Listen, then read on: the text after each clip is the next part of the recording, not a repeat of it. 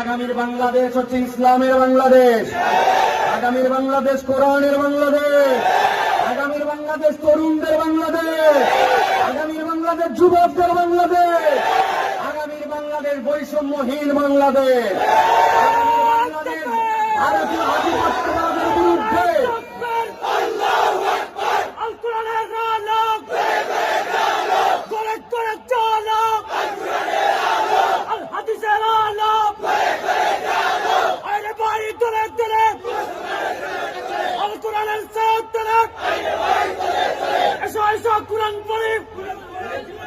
কুরআন পড়ে জীবন গরিব, এসো এসো কুরআন পড়ে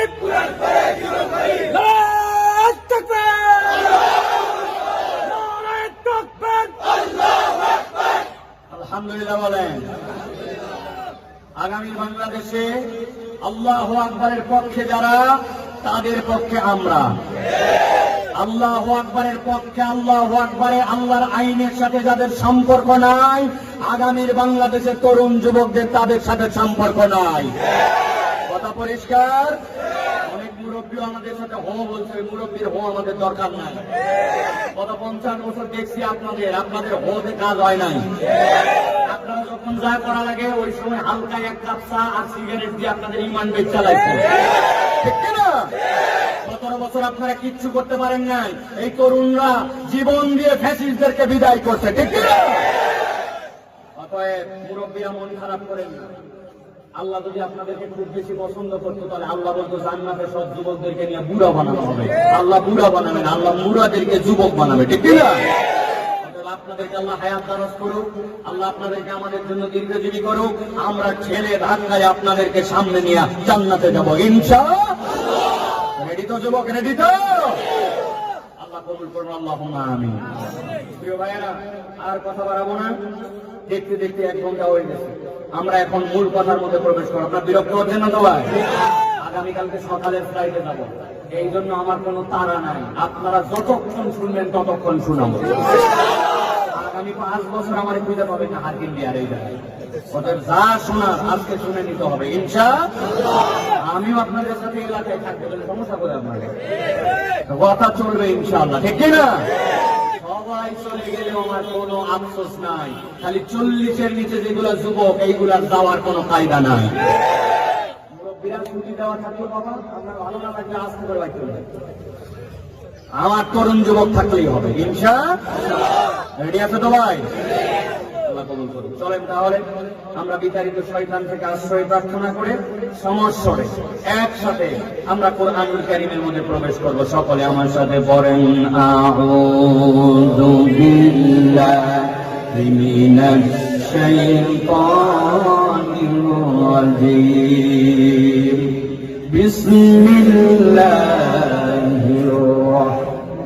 রাহমানির রাহিম। ইন্নাল মুত্তাকিনা ফি জান্নাতিন ওয়া উয়ুন উদখুলুহা বিসালামিন আমিনিন ওয়া নাযা'না মা ফি সুদুরিহিম মিন গিল্লিন ইখওয়ানান আলা সুরুরিন মুতাকাবিলিন। আমার আল্লাহ রাব্বুল আমিন বলছেন, দুনিয়ার মানুষ, আমি তোমাদেরকে সম্মানিত সৃষ্টি হিসাবে আশরাফুল মাখলুকাত বানালাম, কিন্তু বান্দা জেনে রাখো, ওই আশরাফুল মাখলুকাতের সাথে যদি 4টা গুণ এর কোনো একটা যদি যুক্ত না হয়, ওই মানুষের দাম আল্লাহর কাছে নাই। বরং ওই মানুষ কত সময় আল্লাহ বলতেছেন ওই প্রাণী কুলের থেকেও নিশ্চিহ্ন, প্রাণী কুলের থেকেও নিচে চলে যেতে পারে। ওই 4 গুণের একটা বান্দা যখন আল্লাহকে মেনে নেয়, ইসলামের মধ্যে ঢোকে, আল্লাহ তাকে বলেন মুসলমান। কিন্তু আল্লাহ বলছেন তুমি কেবল মুসলিম হিসাবেই থেকো না, বরং তুমি আল্লাহর বিধানে বিশ্বাস করো। তোমার মাথায় ধরলেও মানো, না মাথায় ধরলেও মানো। বান্দা যখনই আমলে যায়, ওই বান্দা তখন মুমিনে রূপান্তর হয়। আল্লাহ বলছেন আমি কেবল তোমাকে মুমিনের মধ্যেই রাখতে চাই না, আমি তোমার ইজ্জত বাড়ায়া। বান্দা যখন আল্লাহর যাবতীয় নিষেধ থেকে নিজেকে ফিরায় নেয়, আল্লাহ তখন তাকে মুত্তাকি বানায় দেন। আল্লাহ বলছেন আমি তোমাকে কেবল মুত্তাকি হিসাবেই দেখতে চাই না। বান্দা মুসলিম থেকে মুমিন, এরপরে মুত্তাকি, ওই বান্দা এরপরে এমন ধরনের আমল করে, ওই কাজ না করলে আল্লাহ তার জন্য গুনাহ দেন না, কিন্তু বান্দা আল্লাহকে খুশি করার জন্য বেশি বেশি ভালো কাজের মধ্যে প্রতিযোগিতায় নেমে যায়। আল্লাহ বলছেন বান্দা যখন প্রতিযোগিতায় নেমে যায়, বান্দা আল্লাহর কাছে যখন মুহসিন হয়ে যায়, আল্লাহ বলছেন কেবল মানুষ হয়ে থেকে কোনো লাভ নাই। তোমার জীবনে এই 4টা গুণের সাথে তোমাকে সংযুক্ত হতে হবে। যদি হও তোমার জন্য কি লাভ হবে, ভালো করে কথাটা বোঝেন। আল্লাহ বলছেন ইন্নাল মুত্তাকিনা ফি জান্নাতিন ওয়া উয়ুন। আল্লাহ বলছেন মুত্তাকি যারা হবে তাদেরকে আল্লাহ জান্নাত আর নিজ চরণে ঝর্ণার মালিকানা তাকে বানায় দিবেন। আল্লাহ তাদেরকে ডাক দিয়ে বলবেন উদখুলুহা বিসালামিন আমিনিন। আমি তোমাদেরকে ডাক দিলাম নিরাপদে তোমরা জান্নাতের মধ্যে প্রবেশ করো। আল্লাহ বলছেন যে না আমার বান্দারা জান্নাতে প্রবেশ করবে, আমি তাদের জন্য 5টা নিয়ামতের ঘোষণা দিলাম। এর 1 নম্বর ওয়ানাযা'না মা ফি সুদুরিহিম মিন গিল। দুনিয়ায় যত ভালো মানুষই থাক, মানুষের মানসিক কিছু বিষয় ঈর্ষা তৈরি হয়। অমুকের ছেলেটা আমেরিকায় চলে গেছে আর আমারটা এখন পর্যন্ত আমেরিকায় পৌঁছাতে পারলো না। আপনি দোয়া করেন কিন্তু মনের মধ্যে তারপরেও একটু হলেও কষ্ট থাকে কিনা? অমুকের ছেলেটা চাকরি পেয়ে গেছে, ভালো কলেজে ঢুকে গেছে, অমুকের জমি হয়ে গেল, আমার এখন পর্যন্ত নিজের কোনো জমি হলো না। আমার পরে বিদেশে গেল কিন্তু তার বাড়ি হয়ে গেল, আমার এখন পর্যন্ত হলো না। দোয়া হয়তো করি, মনের মধ্যে তারপরে একটু ঈর্ষা হয়, ঠিক কিনা? আমার আল্লাহ বলছেন জান্নাতে ঢোকার সাথে সাথে ওয়ানাযা'না মা ফি সুদুরিহিম মিন গিল্লিন। অন্তরের মধ্যে যত ঈর্ষা থাকবে আল্লাহ সবগুলাকে দূর করে দিবেন। আল্লাহ বলছেন ইখওয়ানা। এরপরে 2 নম্বর নিয়ামত, সবাই তখন ভাই ভাই হয়ে যাবে। আল্লাহ বলছেন এরপরে 3 নম্বর নিয়ামত হবে আলা সুরুরিম মুতাকাবিলিন। আল্লাহ তার জন্য আসনের ব্যবস্থা রাখবেন, চেয়ারের পরে চেয়ার। আল্লাহর প্রশংসার মাহফিলে ভাই ভাই হইয়া ওই দিন ওই জান্নাতের মধ্যে মুত্তাকিরা বসে যাবে। সুবহানাল্লাহ। আল্লাহ রাব্বুল আলামিন বলছেন লা ইয়ামাসসুহুম ফিহা নাসাবুন ওয়া মা হুম মিনহা বিমুখরিজিন নাব্বি ইবাদি আন্নী আনাল গফুরুর রহিম।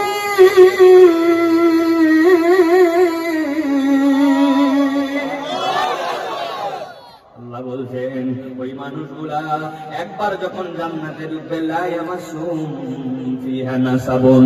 দুনিয়াতে যত ভালোই ওয়াজ করি, যতই মজা লাগুক, কিন্তু শুনতে শুনতে এক সময় ক্লান্ত হয়ে যায় মানুষ, ঠিক কিনা? খেলা দেখতেছেন, আপনাকে আনন্দ আর তৃপ্তি দিচ্ছে, কিন্তু সেটাও এক সময় আপনার ক্লান্তির কারণ হতে পারে। আল্লাহ বলছেন জান্নাতে ঢোকার পরে আল্লাহ ক্লান্তিকে খবর দিয়ে দিবেন কখনো জান্নাত থেকে আল্লাহ বের করবেন না। ঠান্ডা মাথায় আমার দিকে তাকান, গভীর মনোযোগে বোঝেন। আল্লাহ জান্নাতের দিকে আমাদের কথা বললেন, আপনার আমারও কি জান্নাতে, এই জান্নাতে যেতে মন চাই কিনা? চাই কিনা? কিন্তু নিজের দিকে যদি একটু তাকা, আহারে আমি কি মুত্তাকি হতে পারছি? আমি তো এশার নামাজ পড়ি না, আবার হয়তো বা ফজরের নামাজে যেতে পারবো কিনা? এরকম মুসলমানও আছে কিনা? গত জুম্মার দিন জুমা পড়ছে, এখন পর্যন্ত আর ওয়াক্তের নামাজ পড়ে না, এরকম মুসলমান আছে কিনা? জবান দিয়ে কথা বললে মিথ্যা কথা বলে এরকম লোক আছে কিনা? স্বামী স্ত্রীর মধ্যে গন্ডগোল খোটাখুটি লেগেই আছে, এরকম মুসলমান আছে কিনা? বাপ মায়ের সাথে বেয়াদবি করে, বাপ মার সাথে জোরে জোরে কথা বলে, বাপ মা কিছু না দিলে তার সাথে দুর্ব্যবহার করে, এরকম সন্তান নিঃসং করে না।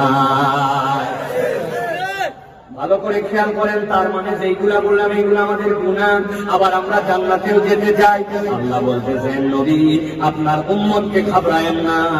আমি আল্লাহ বললাম নব্বি ইবাদি, আমার উম্মত আপনার উম্মত, আর আমার বান্দা তার কাছে খবর দিয়ে দেন আন্নী আনাল গফুরুর রহিম। বান্দা তো চিন্তা নাই, চিন্তা নাই, ওই জান্নাতে আমি তোকে নিতে যাই, কেননা আমি তোর যত গুনাহ যত অপরাধ সবগুলা ক্ষমা করার মালিক। সুবহানাল্লাহ।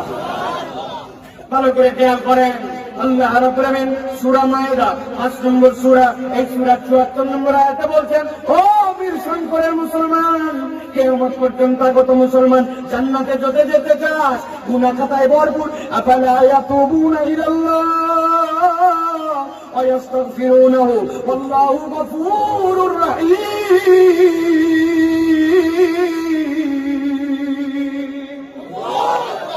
আল্লাহ বলেছেন, তুই কি আল্লাহর কাছে একটু ফেরত আসবি না? আল্লাহর কাছে কি একটু ক্ষমা চাইবি না? আল্লাহ বলছেন, বান্দা তুই ক্ষমা চাইলে তোর রবকে দয়াময় ক্ষমাকারী হিসাবে পেয়ে যাবি।